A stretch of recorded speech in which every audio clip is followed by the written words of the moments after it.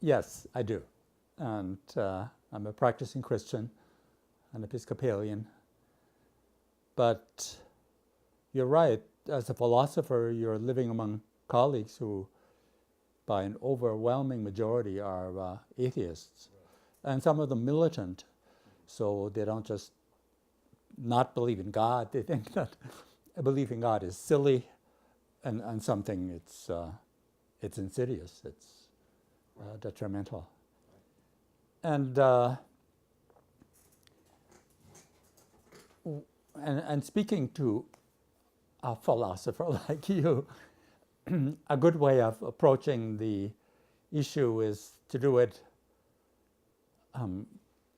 sort of in concentric circles, beginning with the most general objections and then the more specific objections. So the first objection is it irrational to believe in God?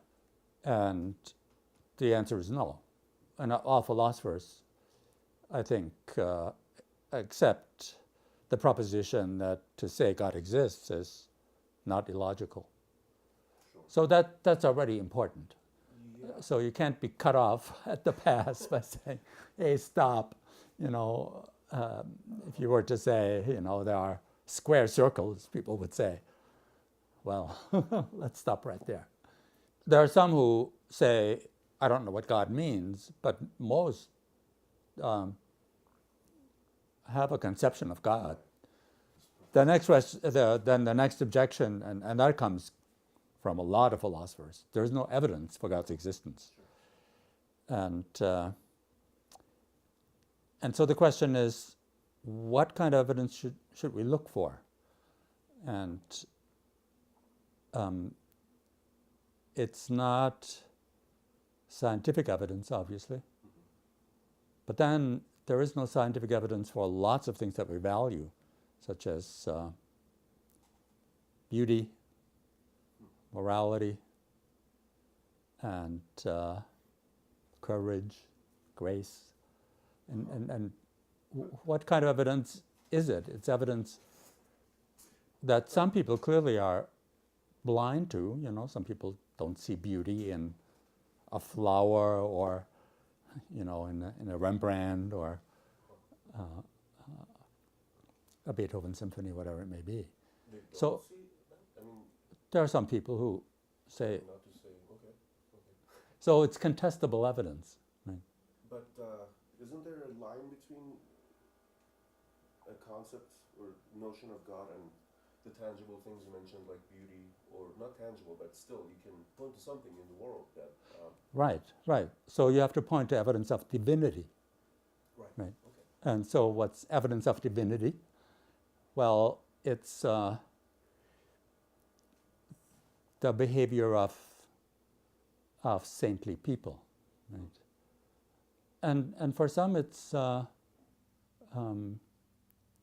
beauty of nature and the sort of upwelling of gratitude that we feel when a sunset just takes our breath away, or the kind of profound emotions that we have when we listen to the Christmas oratorio by Bach. And we feel that even if we don't agree with the message, right? So last Christmas I was at Lincoln Center listening to the Christmas oratorio, and I bet half the people were atheists, right? So that shows that there is sort of a fine line between the beauty, the sacred, and the divine. So this is just to ward off, again, an objection, this time coming from philosophers, that's inappropriate. You find divinity in things, and you're right, it has to be tangible. Sure. And certainly in Christianity, Christ, that's the great thing, was divinity become tangible. And But then there's what we may call the sacramental conception of things, of works of art, the beauty of nature, and then, the just sort of stunning displays of courage and generosity. And then the next objection you get all the time is the problem of evil. Right. May I stop you? Sure. Sort of point or push the last objection. Yeah. So the first thing you said was that the evidence of divinity is found in saintly people. Yeah. Persons. Right. And the respect for science, I suppose, that you gave me. From physics up to consciousness, and right. with a thoroughgoing sort of non-reductive naturalism, I suppose. It seems like why? I mean, you can explain everything, or at least tell a more plausible story that we needed this stuff, and so we came up with it. Then it's sort of Occam's razor situation. Like, well, I guess that was a myth. Let's honor it, but why should we believe in it? Well, responsible to? The fact non-reductive naturalism is the admission that you cannot reduce reality such as we experience it to basic elements plus some algorithm or recipe that tells us how to put it together so that we can predict the levels of complexity and their properties, right? That's the problem of emergence. And so in the cosmological and biological evolution of reality, things prop up that amaze us, right? And so the kind of imperious naturalism that says there are no problems, there are no secrets, there are no wonders, that's just a mistake. And the mistake is fueled by the confusion, by the erroneous identification of reduction with construction. Right? You can reduce everything in a sense, but you can't really reduce it, because as soon as you reduce, you lose. Right. So if, we could reduce everything that's going on right here to mental phenomena, the mental phenomena to brain phenomena, the brain phenomena to neuronal phenomena to molecular phenomena. Well, as you sort of sharpen and deepen the focus, and you just lose what's been going on, right? You're now talking about neurons. Consciousness shows features, and as soon when features that we've previously not seen are pointed out, we're so charmed that we think that's it. But so strange loop, fine, reflexiveness, unpredictability, whatever. That's all? Well, no. Those are features of consciousness. And I agree that consciousness is not, there are the so-called pneumysterians who think consciousness is not reducible. And I do think it's reducible. It's just not constructible. And so one thing that's obvious to anyone is that there are no proofs for the existence of God, and so if you ask me what demonstration, what proof you have, the answer is none. But there's a difference between not being able to prove something in this compelling way that we find paradigmatically in mathematics and physics, and ways of talking reasonably and perhaps illuminatingly about something. But as I said, if it's not compellingly demonstrable, it's contestable. That's just the way it is. And the what Christians in particular have always been concerned about is the position right from the start that Christianity is not a secret cult, or you have to sort of buy in on really strange, stupid things. Right. You can talk about it and you can explain it. But these explanations are always pointing up something. And a person can always say, well, you're pointing it up all right. I don't see it, however. But, that's a predicament that we're in a lot of times, right? Like, this is unjust. This is unfair. Right. Don't treat the person that way. And people would say, what do you mean? Right? Or this is beautiful. This needs to be preserved and honored and understood as a source of inspiration and grace. And people would say, come on. There are two kinds of ignorance. Intelligible and unintelligible, right? And the and I think the reason for emergence, our ignorance of how to do this is intelligible, and the reason is that at the level of the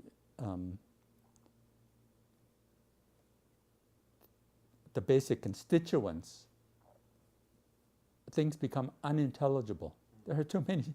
There are just too many, and they lose their color. They lose their texture. So,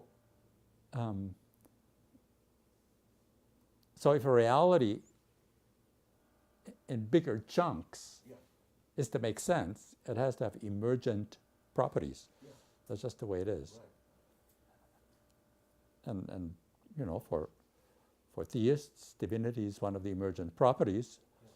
Part of me starts wondering, or wants to I guess in this scientific mindset, I want to ask, like, when did you grow up with Christianity? You see, I'm looking for sort of extra information to make sense of you as a philosopher who believes in God and is a believing Christian. Right. Well, like all children, I was told stories, and I made sense of them as stories. And then as I grew up, I tried to understand things more deeply.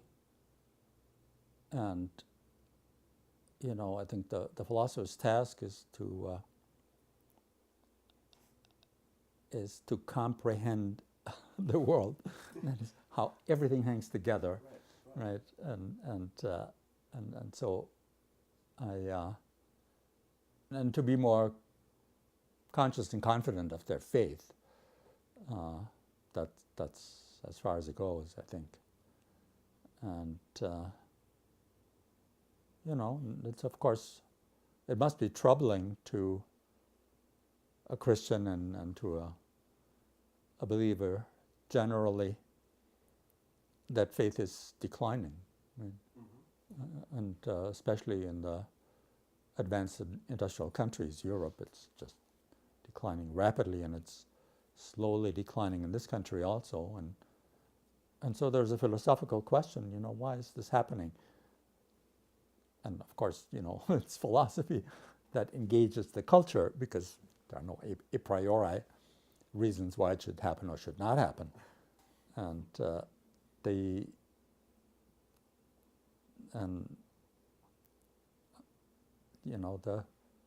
how the culture moves, that's sort of the fundamental level of intelligibility. There is no,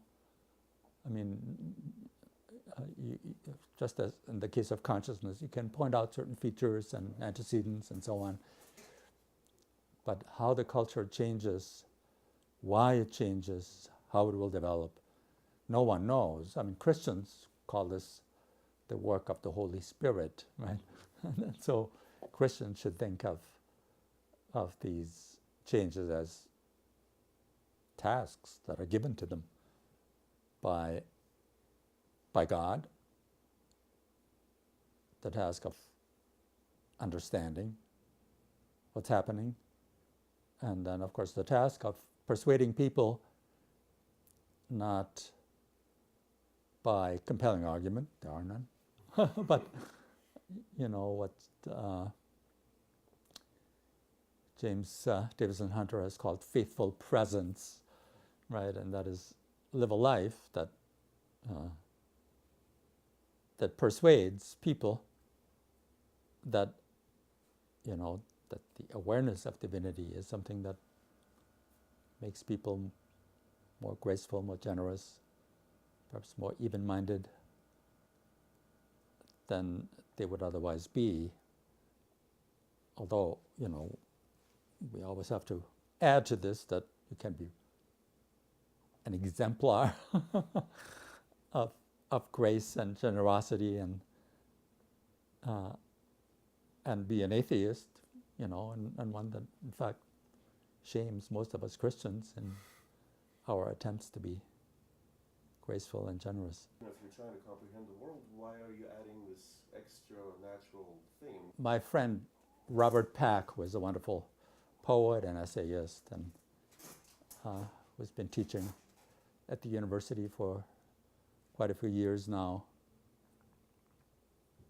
has written some poems that just take your breath away with their grace and their beauty. And he's the master of the classical forms, but also has a modern sensibility, and the way he puts these things are sometimes just wonderful. So one day I said, Bob, this shall not pass away. This is too beautiful. and Bob has sort of he lives in the Jewish tradition, which is admirable and one that I admire, and so he's always, the immortality of humans is not a settled issue in the Jewish tradition, but I could tell that he thought, yeah, perhaps it shall not pass away, right? So there is something in the beauty that tells you this will last, and it's part of a moral intuition that is the good guys are going to win, right? And things hang in the balance, things are contested, we're failures, but there are these moments where we know the good guys are going to win. Why? Because we're all so smart. And this confidence that in its way is a knowing just sort of surfaces in these moments. And obviously they're not shared by a lot of people, but they can be very powerful. And so, what Christians should do is convey the power of these moments and their intimations of reality. So the conception of God, I think, that we should embrace in philosophy is God as a moral power, not as a physical, efficacious power, although that's sort of subsumed under it. And,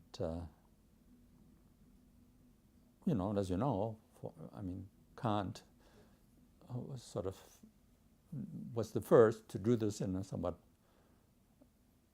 difficult and unclear way, but, eventually, if you sort of look at the whole thing, what he says about God, it's clear that for him, God is not a physically effective force, but a morally necessary force. And I think he's right about that. Both of those intuitions, it feels like, can be made good on atheistic grounds. It's higher, thicker levels. Why not expect these stunning, beautiful things? I can see a great work of art and say, wow, this is going to be lasting forever in the human spirit and in its realization as long as we're going to be around. That doesn't seem to diminish it or diminish its wonder or its... Oh yeah, I mean, there is the opposing view that says eternity devalues everything, right? I mean, it's the preciousness of the moment. Right, yeah. This shall not pass again, you know. That makes it so precious, and it's a case where intuitions just diverge, and but if you you know, I mean, it's obvious that humans can transcend the actual world in different ways. And so, to some extent, everyone has to claim a realm that goes beyond the physical. Mathematics is, but although that's also contested, there are sort of nominalists who think that mathematics is derived from physical nature, but most mathematicians are Platonists, right? So they believe that there is a realm, an eternal realm of numbers that they work in, where they make discoveries and so on. And then, of course, you know, there are things like modal realism, where reality consists of infinitely many possible worlds. We just occupy one of them, that we give a proper name, actual. And then, you know, there's a kind of very narrow-minded physicalism that's called presentism, you know, where people say only the present is real. But that's, you know, a very cramped and strange way of thinking about reality. We can recall the past, we can anticipate the future. So there are different ways in which we can transcend it. Now, if things of beauty and ethics are thought to be transcendent and eternal, I don't think you can stop there, right? Eternal for whom? You know, just out there, some place, you know, nobody will ever know, or eternal for us. Right. And you know, and after all, this shall not pass away pertains to friendships as much as it pertains to you know, sunsets or poems or whatever. And so and again, you know, for Kant, God is not sort of a moral force that's out there all by itself, but, you know, it's connected with human immortality. You were saying earlier that seems like a belief in God can bring out the best in people, generosity and grace and what have you. But could it not also be argued that that it's a cushion or a way for sort of short-circuiting so much thought? And also, I guess by extension, would it not be your task as a philosopher to first and foremost sort of say we don't know, and then right. They have gone off, you know, into terrible places, you know, to bring people to good news. So I think that's the first thing that should be at least acknowledged, that we have to do the math, right? And of course it would be extremely difficult to do, right? How you total up the bad, how you total up the good. And then there's another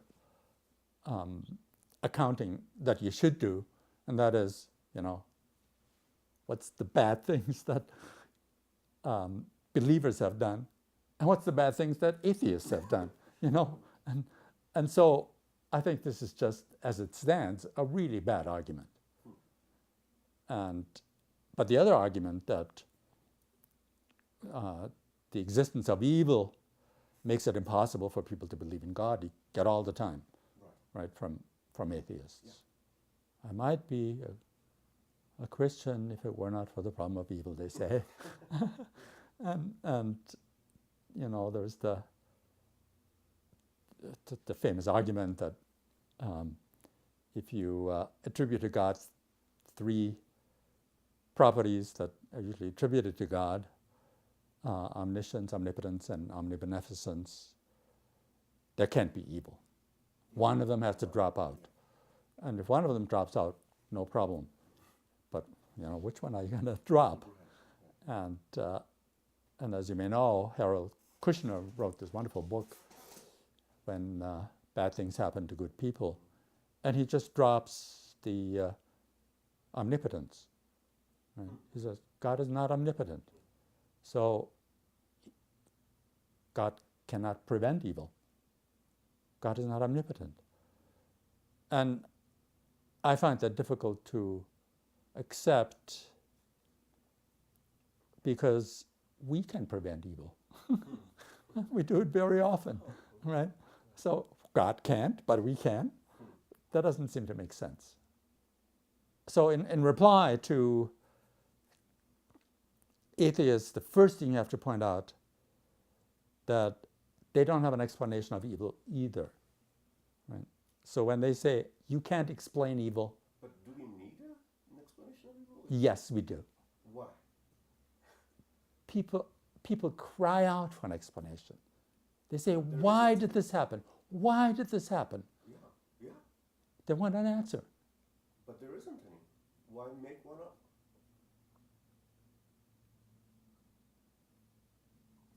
Well, right, but then you're agreeing with me that the often implied view of atheists that they do not have a problem of evil is mistaken. There's a thing that we can call the moral economy. But it's not contradicting anything that an atheist believes, or does it? What did I miss?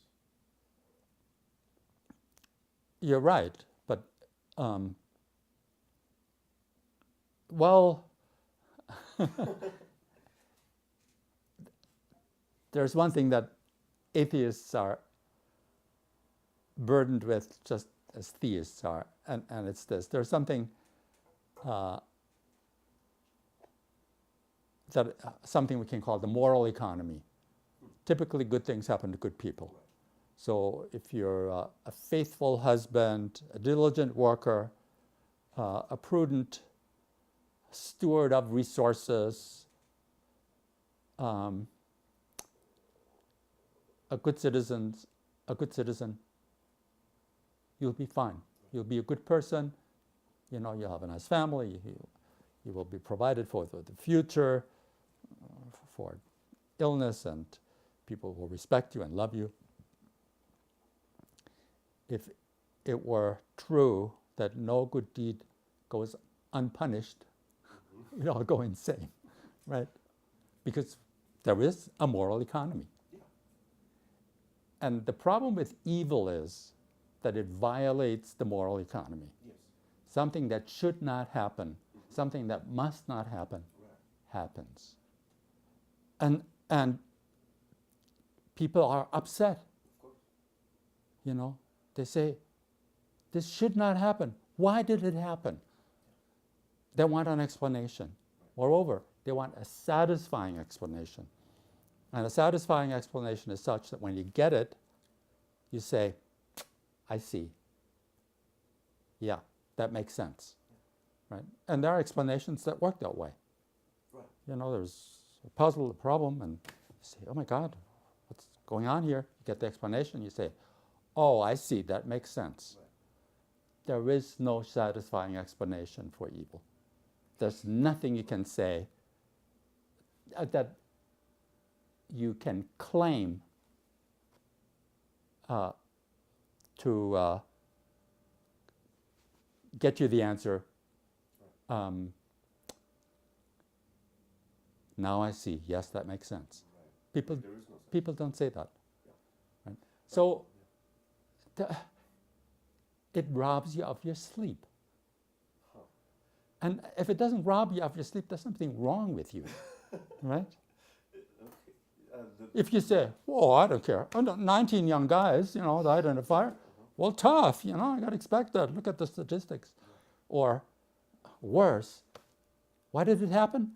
Well, look, there was this fire, and there was this downdraft, and all of a sudden the fire jumped. It was all physically necessary, and then they were deprived of oxygen, and that's the explanation.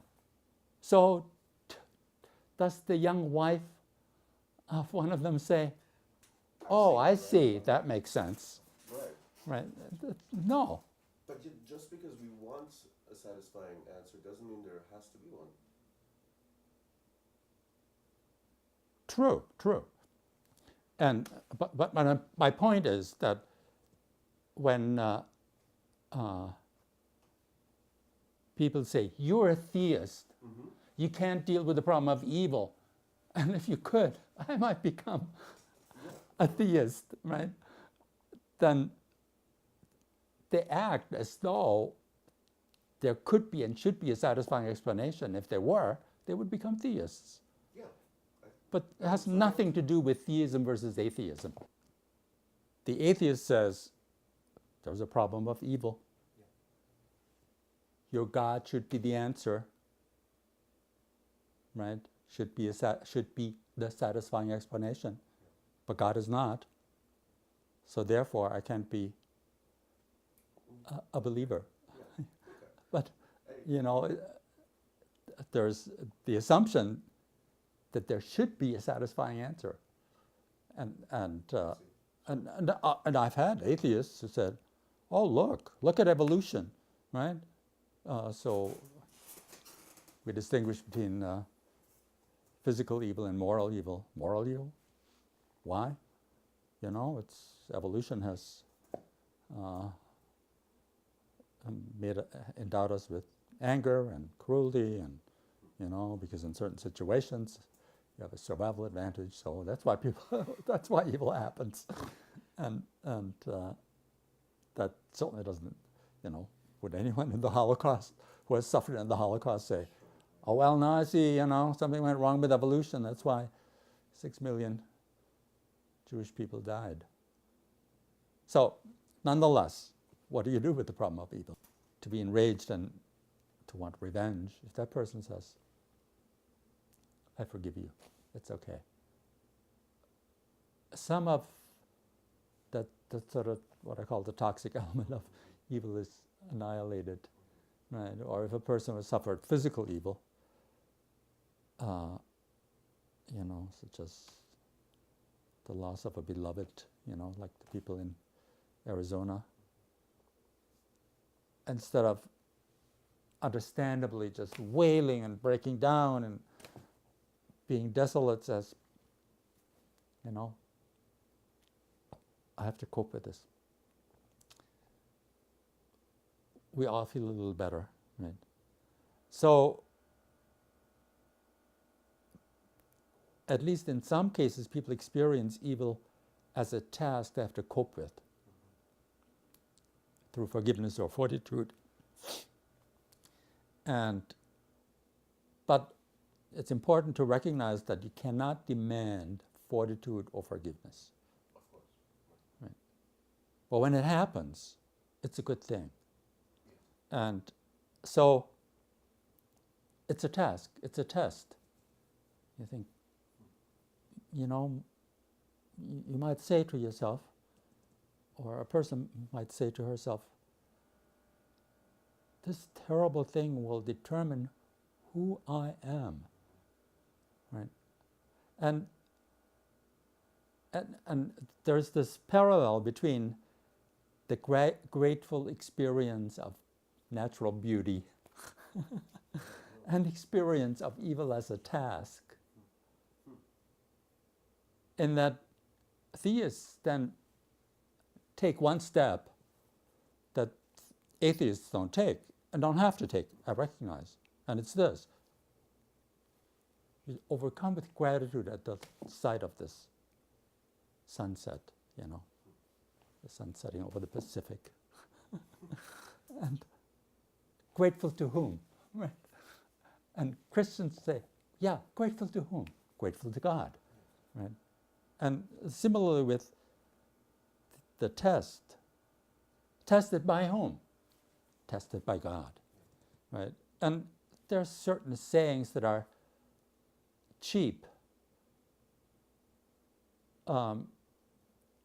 when not said in first person, but sort of given as medication to people who have suffered evil.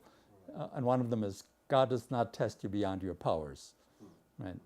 Or God gives you the test, but God also gives you the grace. That's the message of Harold Kushner, right? He says, don't ask God to prevent evils, ask God to give you the grace to cope with evil. And so I think that's certainly the Christian response to evil, but it's a response that can be proclaimed only in first person singular, in the sense, I hope that when evil darkens my door, I'll be forgiving and I'll be brave, and you have no right to demand it of other people. And I think things are slightly different with a fellow Christian. To a fellow Christian, you can say, yes, this is a terrible test, and no one will blame you if you say that test goes beyond my power. But trust in God, right? Of course, some people, John Rawls, lost his faith at the sight of evil, right? One was a coincidental event where he was supposed to go out on a patrol in the Second World War, and for some reason was reassigned, and a friend of his went, and his friend died. And then the other is the news from the Holocaust. And so, Christians have to accept that evil, the experience of evil, turns people from God. I mean, they can no longer believe in God, so Rawls doesn't make it clear whether he then became an agnostic or an atheist. It's interesting that he thinks ethics can stand, in any case, independent of God, especially his ethics, right, of rights and liberties.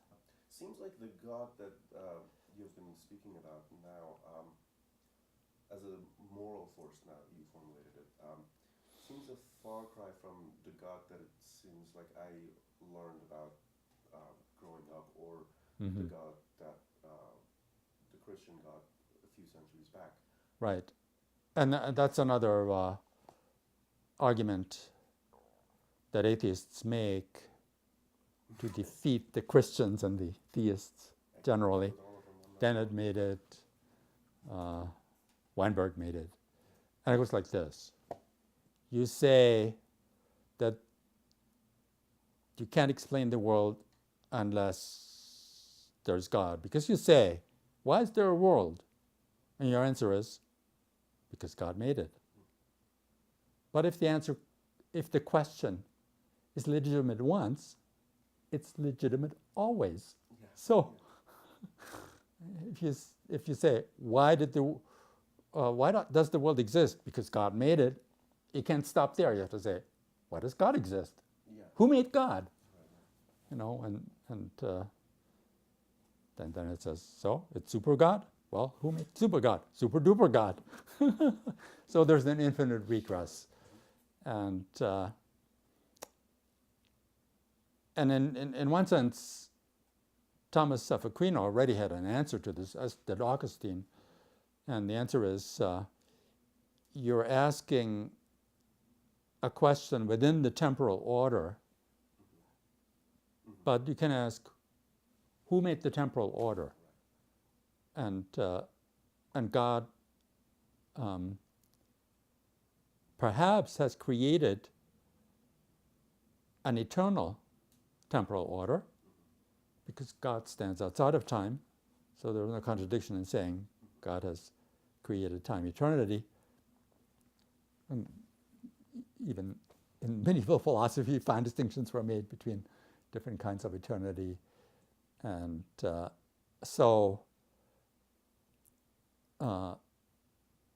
right, and sometimes this surfaces in the question, why is there something rather than nothing? So one way of pointing out how God is sort of the end point of questioning is to say, God cannot be the end point of questioning when it comes to causality. Right. You have to keep that open and just, so is it the Big Bang? Does the Big Bang come out of nothing? Or does it come out of quantum fluctuations? Or is it one of a multiverse? They're all.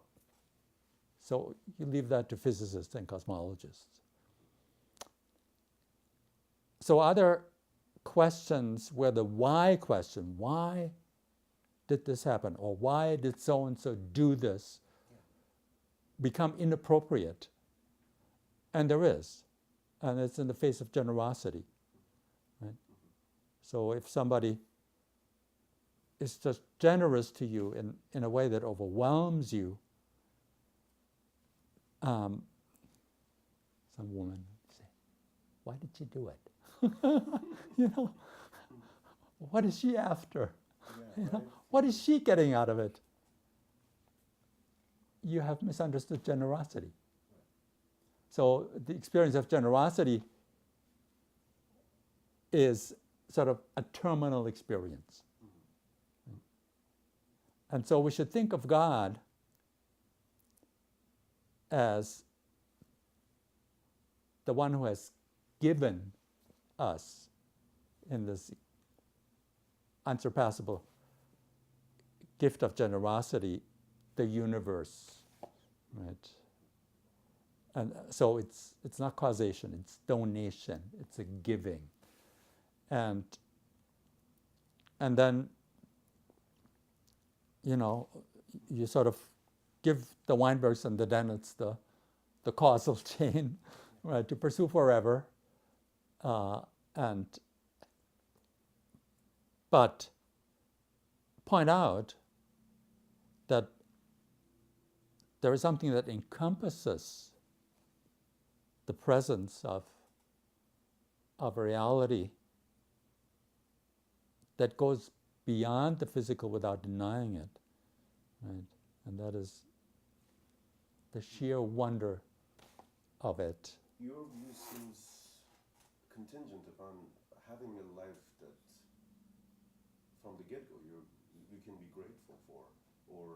But what of someone who's born into utter destitute and has a miserable life from beginning to end? Clearly, the presence of God differs from culture to culture, from person to person, and some are such where, it's impossible to say that God was present in any way, So, was God present to Hitler? But then also was God present to, a child in a third world country who, suffers from early infancy on and dies at a young age, Where's God's presence? And that's just part of evil, and these people are evil. They suffer evil, and there is no facile reply to why are they evil? Why do they suffer evil? That's just the same problem of evil, and Christians believe that. I mean, the so-called universalists believe that everyone will be saved, no one will be lost, and I'm a universalist. But you have to be very careful and reserved in making that claim. Hitler going to be saved? You tell that little kid, oh, don't worry about it. You too will be saved. One thing that's obvious is that we have to resist the evildoers and help those who suffer evil. Does the fact where you have all these different religions, different mythologies corresponding to different cultures, does that make the belief system of Christianity in which you were born suspect to you? Because the first break I had, I suppose, with the belief of God was coming here in high school, taking a mythology class. I'm like, whoa, there's all these other stories. So what's to say that the one I grew up with, which was in my life more of a pernicious force than anything? There are two questions. One is the variety of religious experience, and the other is the perversion of Christianity. And again, we find this perversion that we call fundamentalism in all religions. Hindu fundamentalism, Muslim fundamentalism, Christian fundamentalism. And it's so that's one question. The other question is, why is there Islam, Christianity, the Jewish tradition,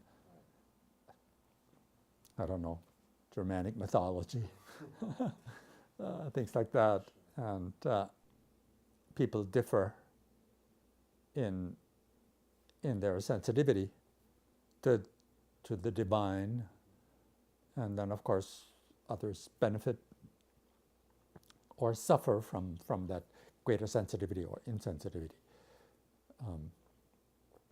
But the experience of the divine is almost universal, right? And then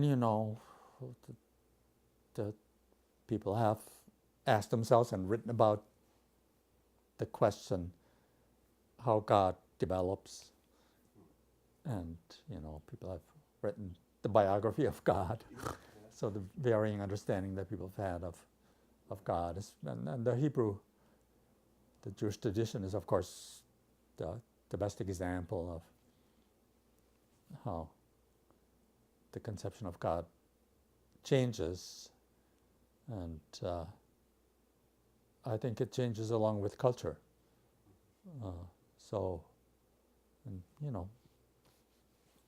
God reveals divinity in different ways at different times, and there are always mixtures that are unacceptable.